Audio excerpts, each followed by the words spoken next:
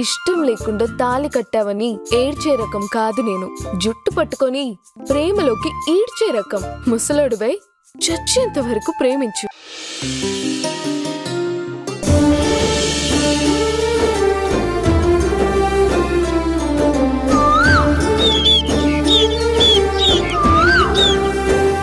కన్నబిడ్డలు కళ్ల ముందే పనికి రాకుండా పోతుండడంతో వాళ్ల జీవితం ఏమైపోతుందోనని ఒక తండ్రి పడే మానసిక క్షోభ ఎలా ఉంటుందో అర్థం చేసుకున్నాను. నాకాయన పెట్టిన కండిషన్లో స్వార్థం కనిపించలేదు ప్రియా.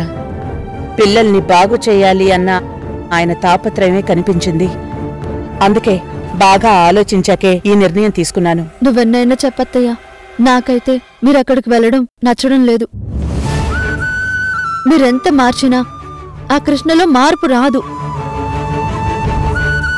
ప్రేమ అనేది మనసులో నుంచి పుట్టాలి.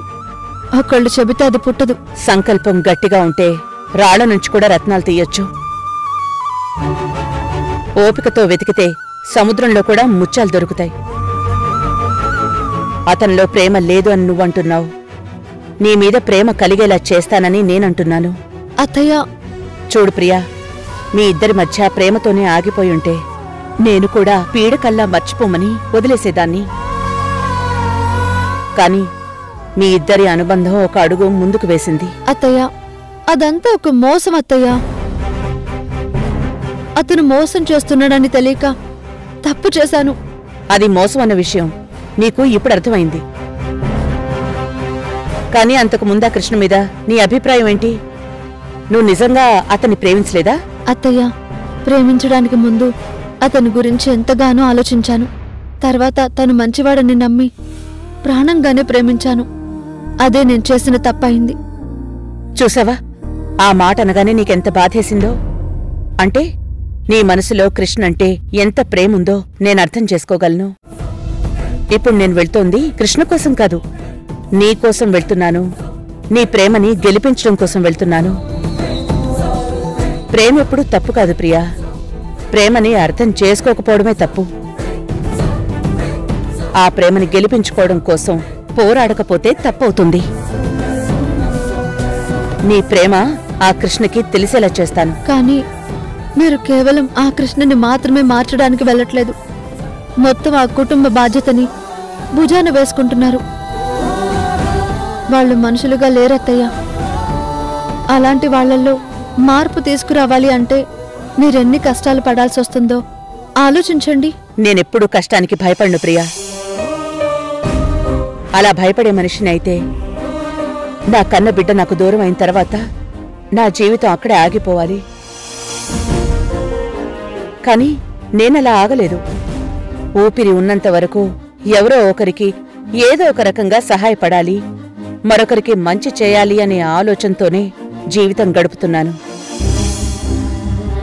ఏమో, ఈ పుణ్యం నా పిల్లల్ని కాపాడి నా ముందుకి తీసుకొస్తుందేమో. ఒకవేళ బ్రతికుంటే నా పుణ్యమే వాళ్ళని కాపాడుతుందేమోనని చిన్న ఆశ. అంతెందుకు, ఇదే పరిస్థితుల్లో నా పిల్లలు దారి తప్పి బతుకుతూ ఉంటే వాళ్లకు అమ్మలా దారిలో పెట్టే ప్రయత్నం చేయనా? ఆ ధర్మతేజ్ గారి పిల్లల్ని కూడా నా పిల్లలుగానే భావిస్తాను. వాళ్ళని ఓ దారిలో పెడతాను. నా బాధ్యత అనుకుని వెళ్తాను. ఇది కూడా పుణ్యమే కదా ప్రియా. అత్తయ్య, మీ మంచి మనసుకు ఆ భగవంతుడు ఎందుకిన్ని పరీక్షలు పెడతాడో నాకు తెలియట్లేదు. తోడబుట్టిన అన్నయ్యకి దూరమయ్యావు, కడుపున పుట్టిన బిడ్డలకు దూరమయ్యావు. అయినా వాళ్ళు పక్కనే ఉన్నా ఇన్నేళ్లుగా పరే మనిషిలా ఉండిపోయావు. ఇప్పుడు కూడా నీ జీవితంలో ఇంకా పోరాటమేనా? ప్రియా, జీవితం అంటే నదిలాగా ప్రవహిస్తూ ఉండిపోతూ ఉండాలి. ఒకచోట ఆగిపోతే మంచినీళ్లు కూడా పాచిపోతాయి. నీరు ప్రవహిస్తూ పోతేనే 10 మందికి ఉపయోగపడుతుంది. జీవితం అనేది సాగిపోతూ ఉంటేనే అందరికీ ఆదర్శమవుతుంది. ఇది నేనెంచుకున్న మార్గం. ఇందులో వచ్చే ప్రతి ఇబ్బందిని కష్టమనుకోను. నువ్వెక్కువగా ఏమీ ఆలోచించకు. నీ జీవితాన్ని చక్కదిద్దే బాధ్యత నాది. ఆ రోజు మాటిచ్చాను, ఆ మాట నిలబెట్టుకుంటాను. సరేనా?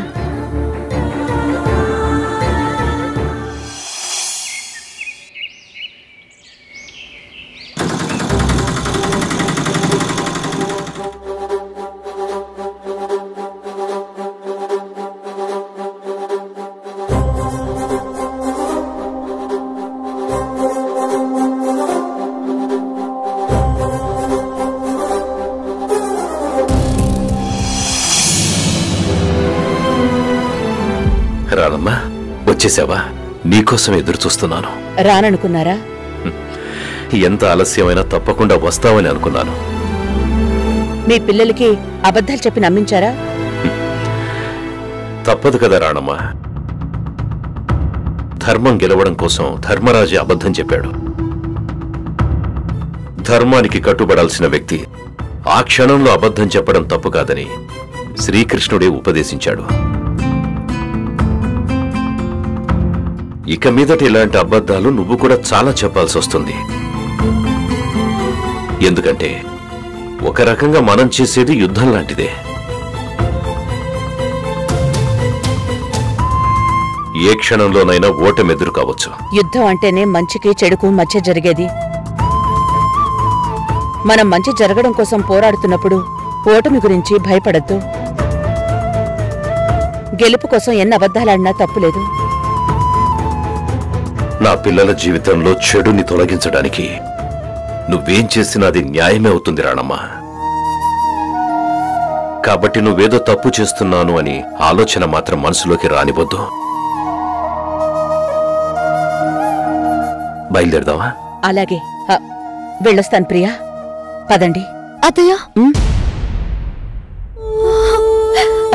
ప్రియా,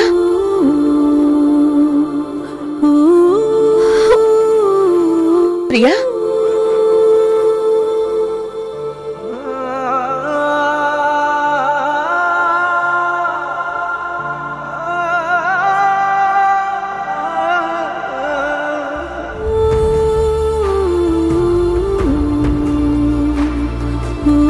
ఏంటి ప్రియా ఇది? చిన్నపిల్లలాగా ఊరుకో.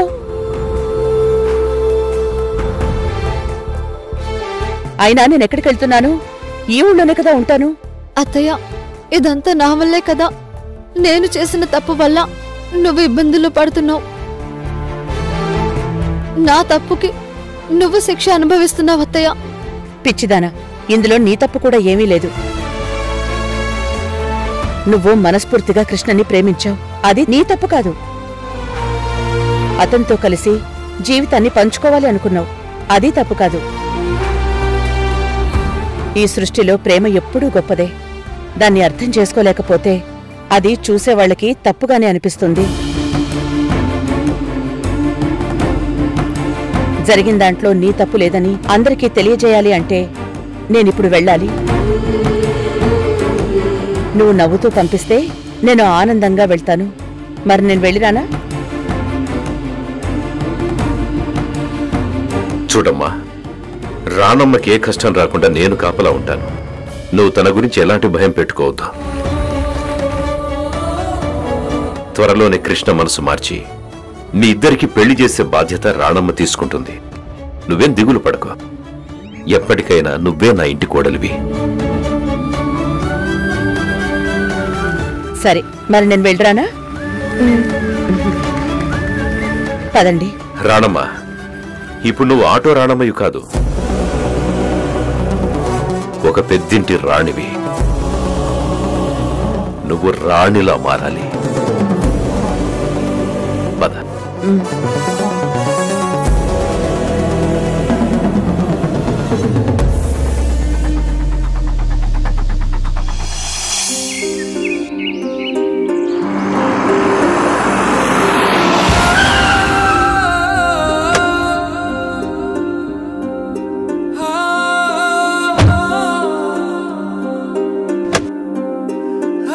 దిగురాణమ్మా.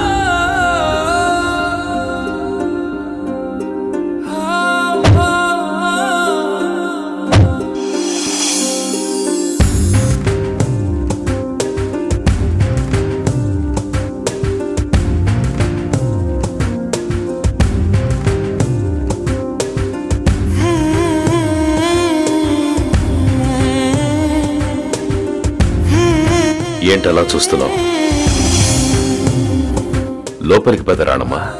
ఎన్నో ఏళ్ల తర్వాత అమ్మ స్థానంలోకి రాబోతున్నాను. లోపలికొచ్చాక వాళ్ళు నన్ను అమ్మ అని పిలుస్తారో, లేదంటే ఎవరు నువ్వు బయటికి పోని ధిక్కరిస్తారో. వాళ్ళెలా ప్రవర్తించినా వాళ్ళని ఎలాగైనా దారిలోకి తీసుకురాగల ఓర్పు నేర్పు నీ దగ్గరున్నాయని నాకు తెలుసు. అందుకే నిన్నెంచుకుని నిన్నెక్కడికి తీసుకొచ్చాను. ఈ రోజు నుంచి వాళ్ళు నా పిల్లలు కాదు, నీ పిల్లలనుకో. దారి తప్పిన నీ పిల్లల్ని ఎలా దారిలోకి తెచ్చుకుంటావో నీ ఇష్టం.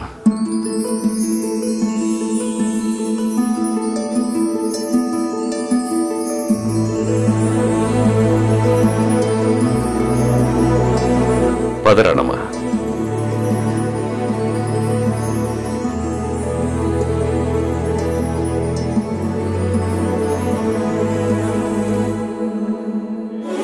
ఒక్క నిమిషం రాణమ్మా, ఇక్కడే ఉండు.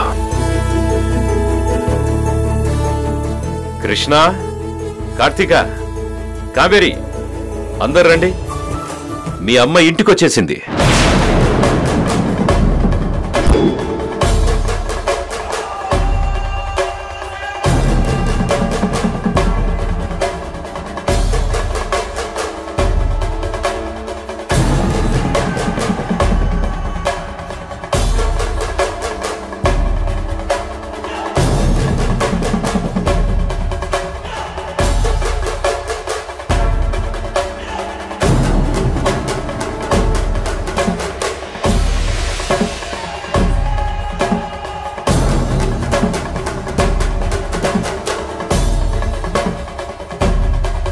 వీళ్ళు నన్ను గుర్తుపట్టలేదు కదా?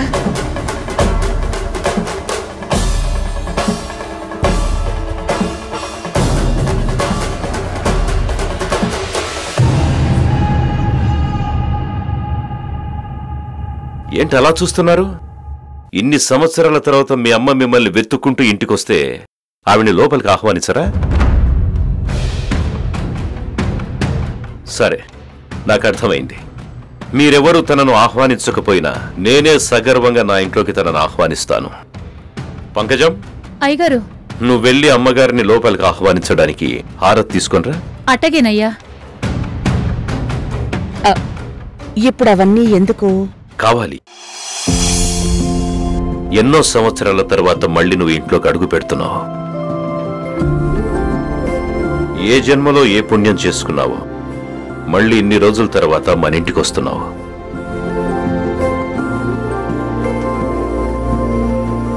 నిన్ను మామూలుగా లోపలికి ఎలా తీసుకెళ్తాను? ఈయన నాకంటే ఎక్కువగా నటిస్తున్నారు. ఎవరైనా చూస్తే ఇదంతా నిజం అనుకుంటారేమో.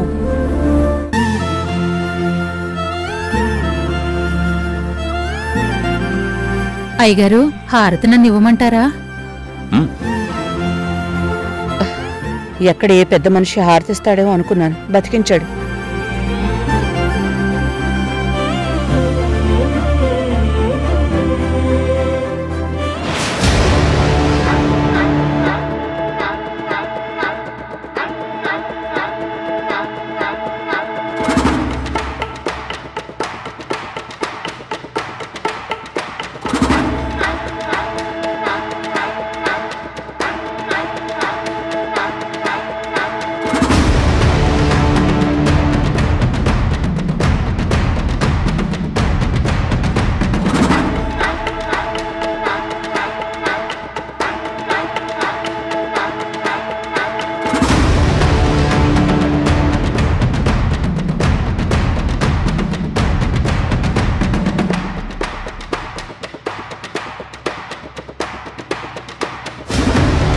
ముందు కుడికా లోపలికి పెట్టిరా.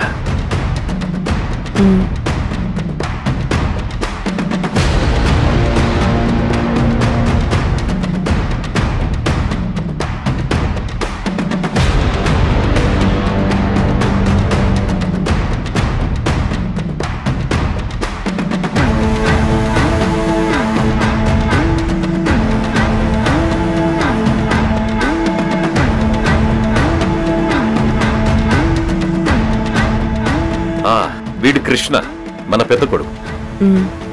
కార్తీక, మన పెద్దమ్మాయి. ఇక ఈ అమ్మాయి కావేరి, చిన్నమ్మాయి. గుర్తుపట్టావా?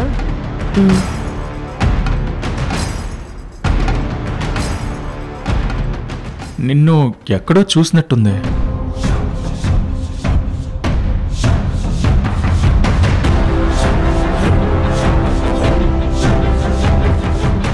నాకు కూడా అలాగే ఉంది. అంతకుముందు మనం ఎక్కడైనా కలిసామా?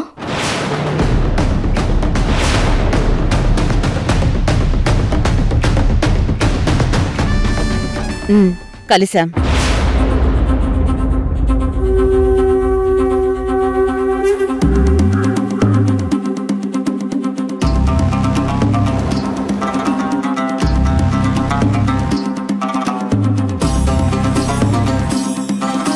ఖచ్చితంగా నన్ను చూసే ఉంటారు.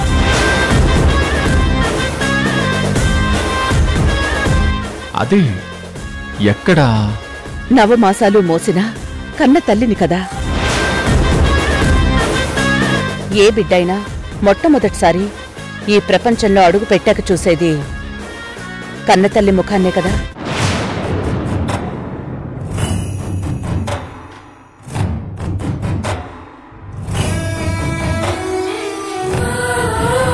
మొదటిసారి చూసిన నా ముఖం జీవితాంతం గుర్తుంటుంది. అందుకే ఎప్పుడు చూసినా అమ్మ బాగా పరిచయం ఉన్న వ్యక్తిలాగే కనిపిస్తుంది.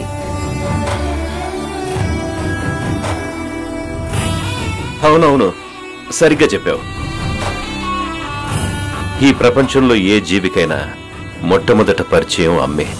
అందుకే తనను చూడగానే మీకెక్కడో చూసినట్టు అనిపించింది.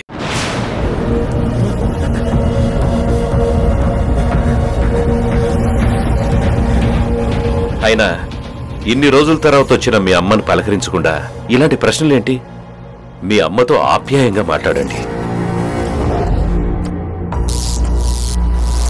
ఎందుకొచ్చావు? ఏం మాట్లాడుతున్నావు కృష్ణ? మేమే మాట్లాడాలి డాడీ. కాసేపు మీరు సైలెంట్గా ఉండండి.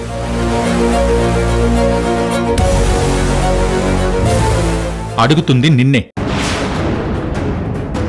ఇన్ని సంవత్సరాలుగా ఎక్కడో ఉండి ఇప్పుడు ఎందుకొచ్చావు? అది చెప్పు.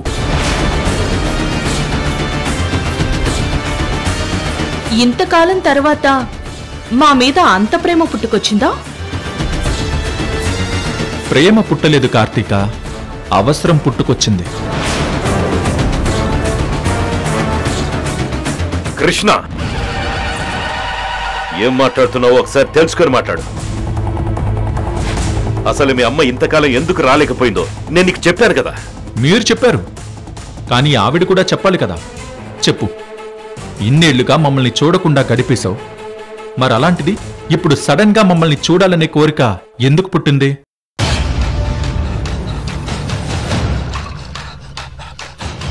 పిల్లలకి దూరంగా ఉండాలనేసి ఏ తల్లి కోరుకోదు. కానీ మనం ఒకటి కోరుకుంటే భగవంతుడు ఇంకొకటి చేస్తాడు.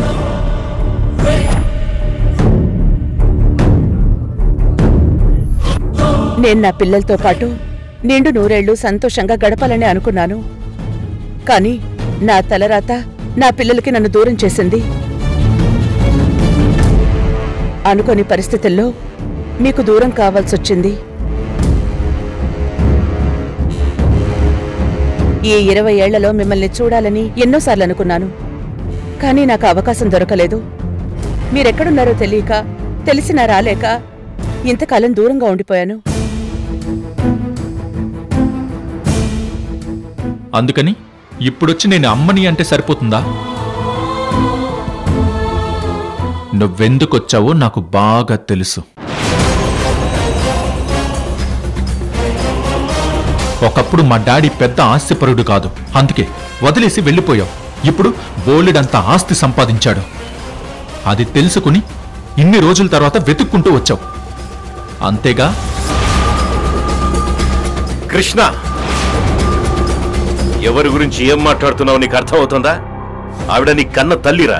తల్లి లేదు, ఏమీ లేదు. మీకు ఈవిడ ప్లాన్ ఏంటో అర్థం కావట్లేదు. నాకు బాగా అర్థమైంది. తను ఒక్క క్షణం కూడా ఇక్కడ ఉండడానికి వీల్లేదు. బయటికి పంపించండి.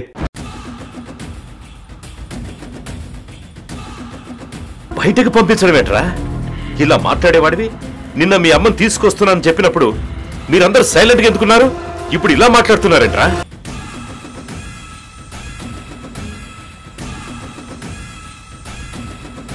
ఏంటి కార్తిక, చెప్పు. అన్నాం డాడీ, మేము వద్దు అంటే మీరు ఈవిడ గారిని తీసుకురారు కదా. అప్పుడు మమ్మల్ని వదిలేసి వెళ్ళిన ఈవిడ ఎలా ఉంటుందో మేము చూడలేదు కదా. అందుకే ఒకసారి చూడాలని సైలెంట్ గా ఉన్నాం. ఇన్ని సంవత్సరాలు ఈవిడ లేకపోయినా మేము హాయిగానే బతికాం. ఇప్పుడు ఈవిడొచ్చి మాకు చేసేది ఏమీ లేదు. ముందు అర్జెంటుగా బయటికి వెళ్ళిపో. అది కాదురా. మీరేం మాట్లాడకండి డాడీ, మాకేం అమ్మ అవసరం లేదు. అవును, ఇప్పుడు మాకు నీ అవసరం లేదు. మేమేం చిన్నపిల్లలం కాదు. అమ్మ లేకపోయినా మేము హాయిగానే ఉండగలం. నువ్వు బయటకు వెళ్ళు.